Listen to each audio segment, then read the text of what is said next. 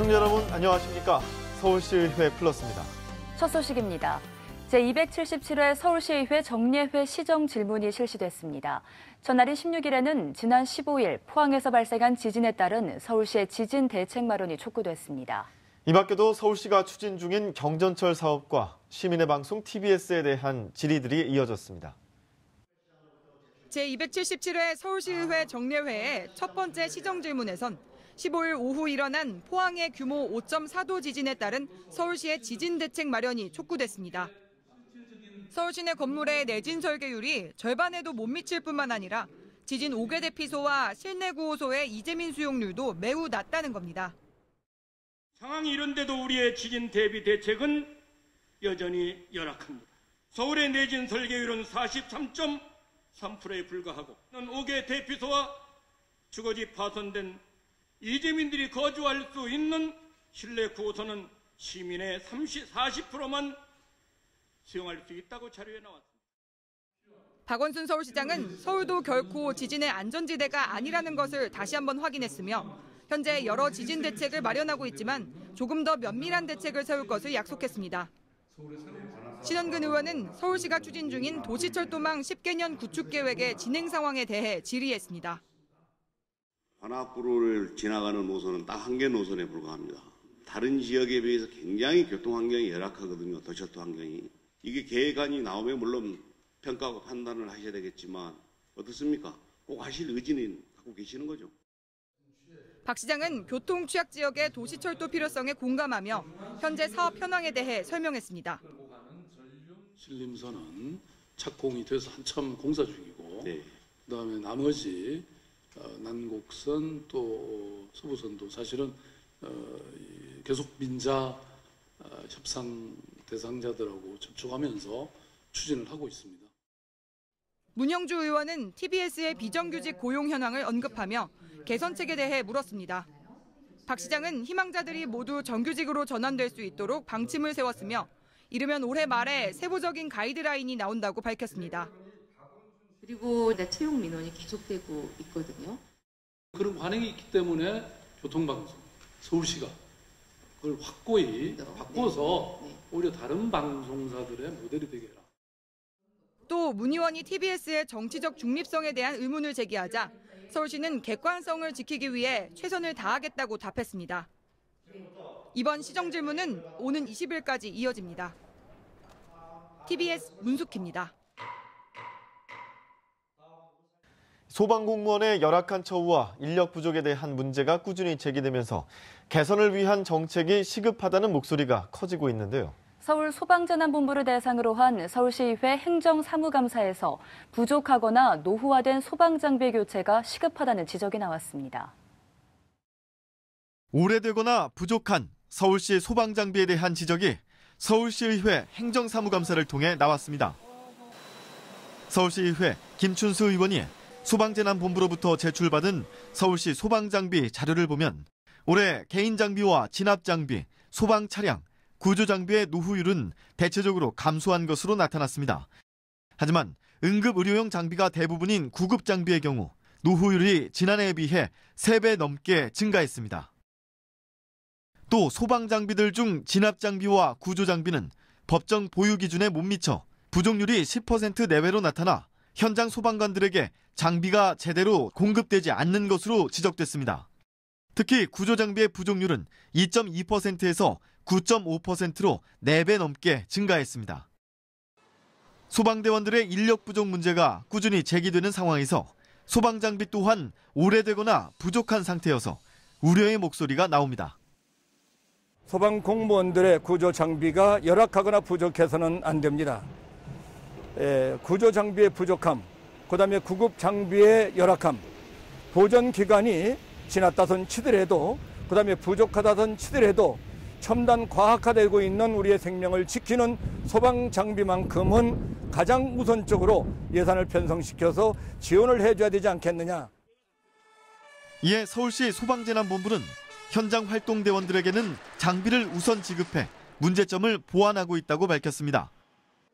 아울러 꾸준한 계획을 통해 장비를 보충하고 노후 장비도 내년엔 교체하겠다고 밝혔습니다.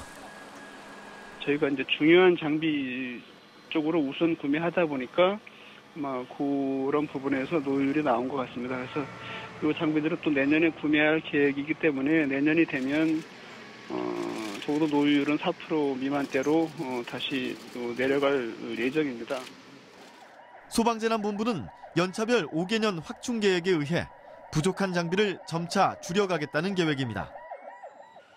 서울시의회는 내년도 예산 편성 시 11일 확보해 소방 장비를 확충할 수 있도록 할 예정입니다. TBS 박철미입니다. 특성화 고등학교는 현장 실습 위주의 특정 분야 전문 직업인을 양성하기 위한 것으로 서울에만 70곳이 있는데요. 하지만 최근 3년 동안 특성화고 졸업생의 평균 취업률이 52.6%에 그쳐 운영상에 문제가 있다는 지적이 나왔습니다. 현장 실습을 위주로 특정 분야의 전문 직업인을 양성하는 특성화 고등학교는 서울에만 70곳이 있습니다. 그런데 최근 3년 동안 특성화고 졸업생의 평균 취업률은 52.6%에 그쳤습니다. 게다가 이 중 12%는 비정규직으로 취업을 했으며 이는 마이스터고에 비하면 7배 가까이 많은 수치입니다. 이처럼 특성화고가 전문 직업인 양성이란 목표에 한참 못 미치는 성적을 보이면서 운영상에 문제가 있다는 지적이 나옵니다. 근데 최근 3년간 취업률이 50%대에 머무르고 있습니다. 비정규직도 굉장히 비율이 높습니다. 그것은 이 제도를 운영상에 분명히 문제가 있다고 지적을 합니다. 또 현장 실습 작업장의 노동 착취나 비인격적 대우로 인해 학생이 스스로 실습을 포기하는 사례도 발생하면서 안전이 보장되는 현장 실습 환경과 정당한 대우가 필요하다는 목소리도 일고 있습니다. 아울러 전문가들은 기존 실업계 고등학교의 교육과정을 답습하는 데서 더 나아가 4차 산업혁명에 발맞추는 직업교육 과정이 필요하다고 입을 모읍니다.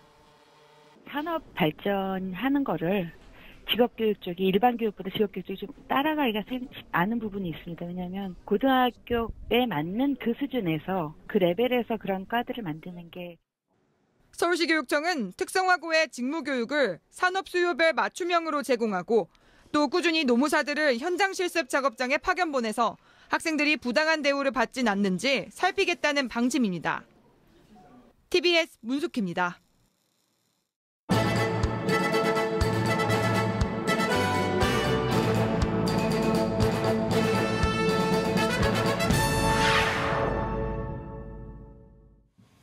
서울시설공단을 대상으로 실시한 제277회 정례회 서울시의회 교통위원회 행정사무감사에서 장애인 편의시설과 공공기관의 장애인 고용을 의무 고용률보다 늘려야 한다는 의견이 제기됐습니다. 서울시설공단 자료에 의하면 청계천에 설치된 이동 편의시설은 계단이 36곳, 경사로가 19곳, 엘리베이터가 2개소에 불과하며 보행보조시설은 경사로 12개소, 계단 18개소에 설치돼 있습니다. 청계천 내 장애인 화장실은 총 3곳으로 장애인이 이용하기는 부족하다는 지적입니다. 또한 황준환 의원은 서울시 산하 공기업들이 장애인 의무 고용 법정 비율을 지키고는 있지만 다양한 일자리 발굴이 시급하다고 말했습니다. 황 의원은 특히 서울시설공단은 다양한 분야의 인프라를 갖추고 있어 다른 분야보다 장애인 일자리가 많다고 강조하며 장애인 의무 고용에 대한 서울시의 선도적 역할을 주문했습니다. 현재 서울시설공단에는 총 142명의 장애인이 근무하고 있는 것으로 나타났습니다. 서울시의회 교통위원회의 제277회 정례회 행정사무감사에서 서울시 초중고 학생들의 흡연 문제에 대한 질의가 오갔습니다. 서울시교육청 자료에 따르면 해마다 흡연으로 적발되는 학생은 2015년부터 지난 8월까지 총 22,694명이었으며 이로 인해 실제 퇴학을 당해 학교를 떠난 학생들도 매년 100명에 육박했습니다. 이에 박기열 의원은 퇴학이 능사가 아니며 단순 금연 행사나 교육에 치중하지 말고 흡연 중점 관리 학생을 파악해 흡연 중독을 치유하는 실질적인 정책이 제공돼야 한다고 지적했습니다. 김혜련 의원은 시립병원에 사회복지사를 증원해 취약계층을 위한 건강안전망 확보가 필요하다고 말했습니다. 의료법상 종합병원 이상의 의료기관은 사회복지사를 1인 이상 두기로 하고 있으나 이는 최소 요건일 뿐 병원 내에서 충분한 의료사회복지 서비스 제공은 어려운 상황입니다. 또한 의료 취약계층의 경우 내원 진료를 받더라도 건강 습관의 부재, 낮은 수준의 영양 섭취 등으로 인해 다시 병원을 찾게 되는 빈곤과 질병의 악순환 구조가 지속되고 있습니다. 이에 김혜련 의원은 시립병원에서 선도적으로 이 서비스를 이끌어갈 필요가 있다며 예산 심의 등에서 이에 대해 충분히 고려하겠다고 밝혔습니다. 이창섭 의원이 임대주택 노후화에 따른 서민 주거난의 가능성을 제기하며 중장기 계획 마련을 촉구했습니다. 2017년 기준 준공 20년이 된 노후 임대주택은 약 4만 2천 호에 달하며 향후 10년 후부터 주택 노후화로 인해 약 17만 6천 호의 재건축 수요가 발생할 것으로 예상됩니다.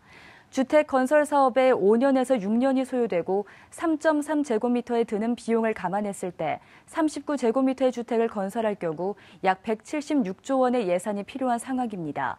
이에 이 의원은 특히 임대주택에 사는 저소득층 주민들을 언급하며 이주 대책용 주택도 되도록 인근에 마련해 주민들을 위한 세심한 배려가 필요하다고 강조했습니다.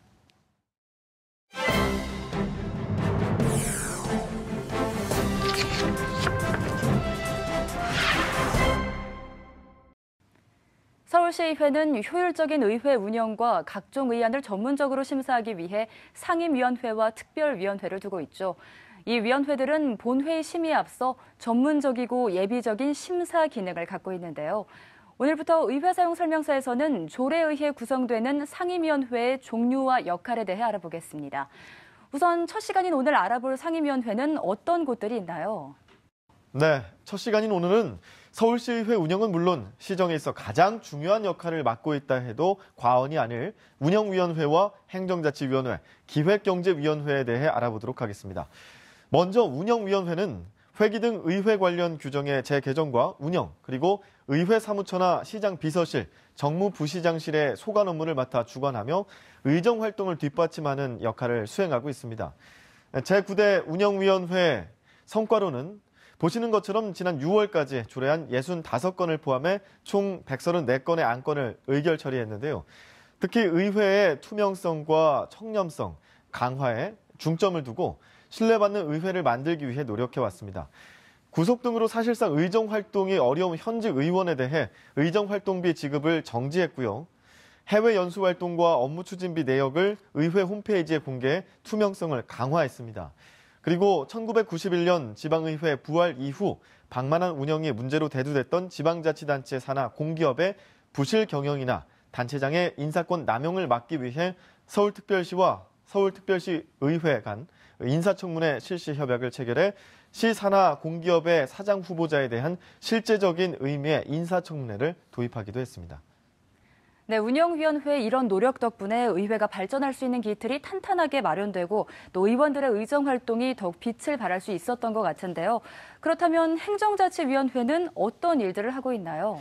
네, 행정자치위원회는 행정국, 재무국, 서울혁신기획관, 평생교육국 등 10개의 실국과 서울장학재단 등 3개의 출자기관을 소관하고 있는데요. 서울 시민의 편익 증진과 권리 향상을 위한 정책 수립은 물론 공공사업의 지원과 공직자 교육, 공직사회 기강 확립 등 시정의 중추적 분야를 다루고 있습니다. 지금까지 제9대 행정자치위원회에서는 건설 공사나 도시시설물에서 발생하고 있는 안전사고를 최소화하고 안전한 도시 구현을 위해 시가 자체적으로 운영해왔던 안전감사 옴부즈만 제도를 법제화해 전문성을 확보했는데요. 서울혁신파크 조성과 시민들의 정보 격차 해소 등에 중점을 두고 다양한 입법 활동을 펼쳐오기도 했습니다. 서울혁신파크 조성 당시에는 공사 현장을 방문해 인근 주민의 민원을 최소화할 수 있는 방안을 깊게 고민하기도 했습니다. 행정자치위원회의 활동 중 눈에 띈 것은 바로 공청회와 토론회 실시인데요. 장기화된 청년 실업에 따른 청소년 생활지원 방안으로 대중교통 요금 할인의 필요성과 소요 등에 대해 논의한 대중교통 이용 요금 할인 확대를 위한 정책 토론회 등 여러 공청회와 토론회를 실시해 시민과의 소통을 중요시하고 있습니다. 네, 이렇게 현장 방문과 끊임없는 소통이야말로 시민 생활에 필요한 실질적인 정책 수립에 큰 도움이 될 것으로 생각이 되는데요. 그렇다면 마지막으로 기획경제위원회는 어떤 일들을 수행하고 있나요? 네, 이름에서도 느껴지듯이 기획경제위원회는 예산과 조직 운영, 그리고 산업 경제 분야에 이르기까지 서울시정의 가장 핵심적인 업무를 담당하고 있다 해도 과언이 아닙니다. 서울시의 각종 정책과 예산 편성, 집행을 총괄하는 기획조정실을 소관으로 하고 있는데요. 시의 모든 주요 정책 추진의 타당성과 합리성 등을 시민의 입장에서 고려하고 이것에 대한 예산을 편성하는 데 있어서 대기업 위주의 경제에서 벗어난 경제 민주화 도시를 만들기 위해서 노력을 기울이고 있습니다. 경제적 약자를 위한 소상공인 지원과 또 보호, 체계적인 창업 지원과 또 전통시장 활성화는 물론 청년들의 최대 고민 중 하나인 청년 실업 해소와 일자리 창출을 위해서도 많은 고민을 하고 있습니다. 이에 따라서 서울시는 전국 최초로 일자리 노동 정책관을 출범하기도 했죠. 네, 이렇게 경제적 약자와 취업 약자를 위한 서로 상생하는 정책을 수립하는 것이 시민에게 한 걸음 더 다가서는 진정한 경제 발전의 밑거름이 아닐까 싶은데요. 오늘 이 시간에는 서울시정의 중요한 역할을 맡고 있는 서울시의회의 운영위원회와 행정자치위원회, 기획경제위원회에 대해 알아봤습니다.